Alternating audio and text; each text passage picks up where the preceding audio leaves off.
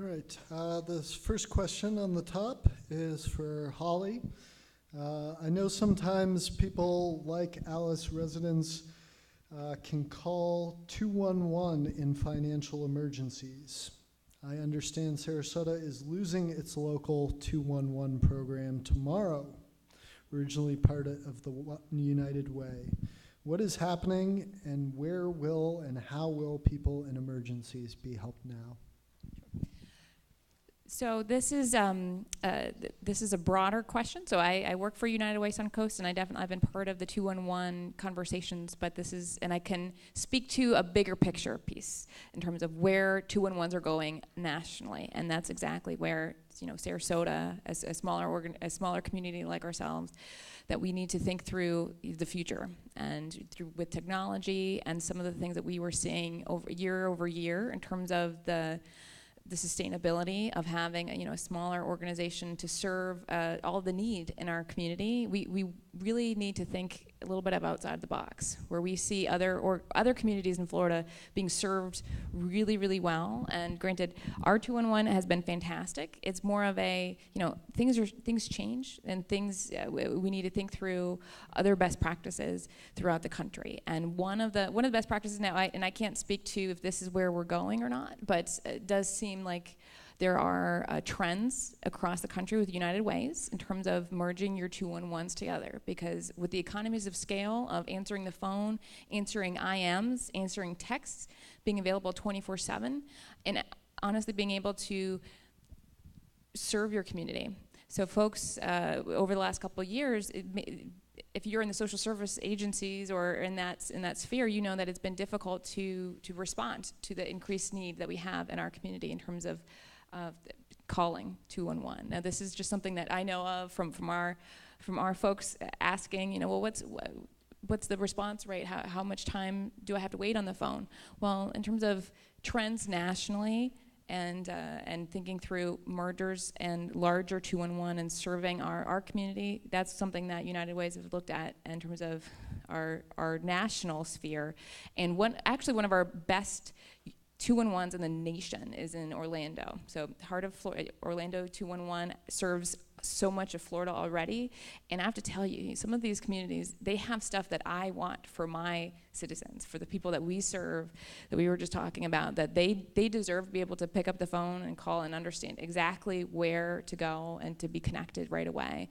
And I think you see that with some of these bigger, larger 211s of scale. And please feel free to reach out to us. I think that's a broader conversation that's going on in the community. I can't speak to specifically what's happening here, just because I'm not at that table per se, but I do know that trends nationally are more around looking at that economies of scale and mergers with 211, and I think that there will be good things to come, and we just need to come together as a community to say, well, what's best for us and our folks here and the services that we provide.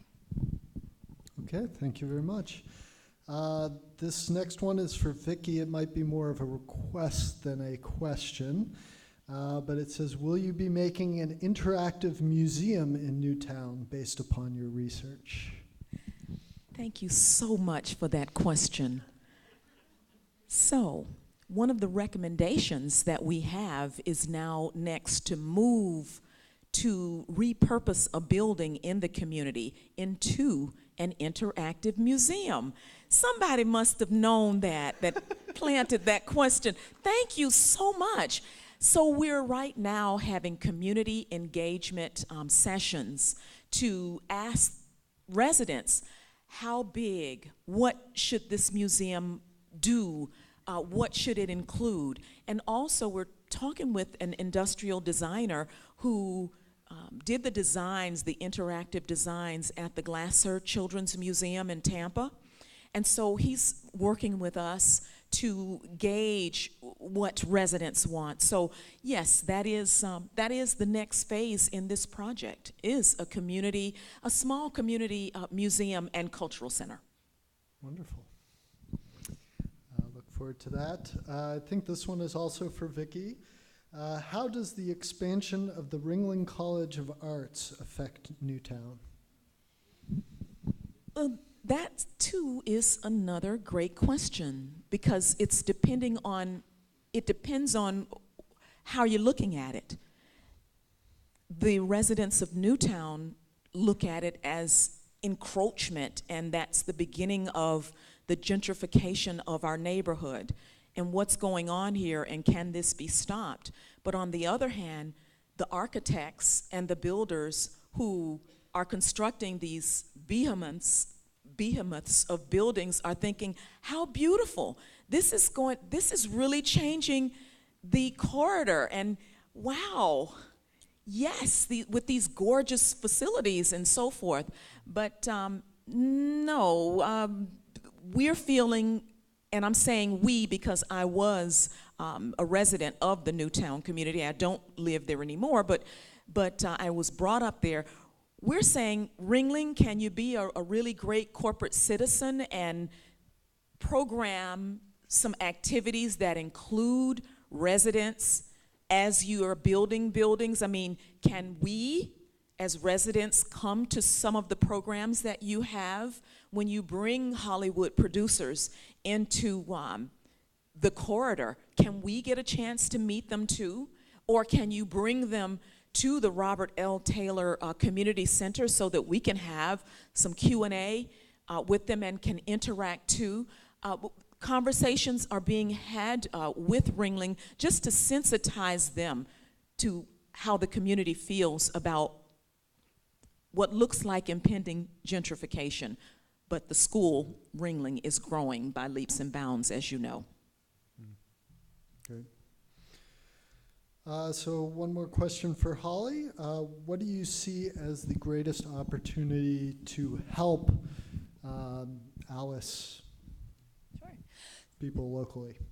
Yep. So I think that there's some low-hanging fruits that I think are out there and that we focus on in terms of our work, especially around career workforce laddering, with an initiative that's actually a partnership with Gulf Coast Community Foundation and United Way Suncoast called Career Edge. This is a program that looks specifically at employers in our area that are high-demand employers that actually have the potential and are predicted to grow. So when you think about healthcare, manufacturing, we're one of the only metros, the only metro in Florida where manufacturing is growing at leaps and bounds. And in some of these roles, you make over that ALICE threshold. So when we're thinking about what we're investing our dollars in, we're thinking around what are those potentials in terms of the need, the growth, and training folks for a job that will be there at the end, connecting them to those employers, and thinking about those trainings that you don't necessarily need a 4-year degree for, but that actually plumbing and some of these construction trades that are huge gaps in our community now. There are employers knocking down the doors trying to find these folks. Meanwhile, we have some folks that are out there and they want these certificates, but they can't necessarily afford them. CNA programs. So we're really adamant in terms of training folks. At Booker Middle, we have a CNA program coming up soon. And we had 70 interested parties come, 70 folks from the community say, yeah, I want to be a CNA and a free certification. Because guess what? CNA is just certified nursing assistant. That's sort of the first step in the door. It's not the best paying job itself, but it is a step in the door up the ladder up to the LPN, the other nursing, and actually a ladder to say, yes, this is sustainable. You can be above the ALICE threshold. But there's that gap of we need them. We have a desperate need for CNAs. While the people are raising their hands, they want that certification. But you see that ALICE number. They don't have the savings for that $1,000 for the certification. So what we would like to do is to press actually the policy end of it in terms of Pell Grant eligibility. That we're very adamant around making sure we're bringing back all the dollars that we can in terms of our community, both through the Pell Grant and helping folks fill out the FAFSA, the free application for federal student aid, and to say, you know what, Pell Grants should include those CNAs. You can't use federal funds to get those first step certifications. So those are some things that we're focused on in terms of helping bringing back dollars in our community through that and tax credits, and also focusing on jobs that will be there and connecting them to their employers, working with those employers. I'd like to thank you for the work that Alice has done. I had an experience yesterday that brought to light how important what you're doing is. We're trying to preserve one of the historic structures in the community, and I was talking with a gentleman about a paint project that New College students want to do to help this family paint this historic house. And he said, why can't they paint their own house? What's wrong with that? I mean, what's the big deal with that? And so I was trying to explain, well, people are in survival mode, and paint and hiring a painter is extra. People are trying to keep food on the table and the electricity bill paid.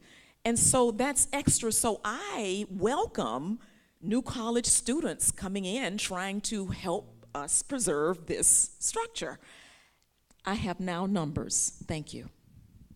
Great. Well, thank you both, Vicki and Holly. Nice to meet you. So it's great to have some robust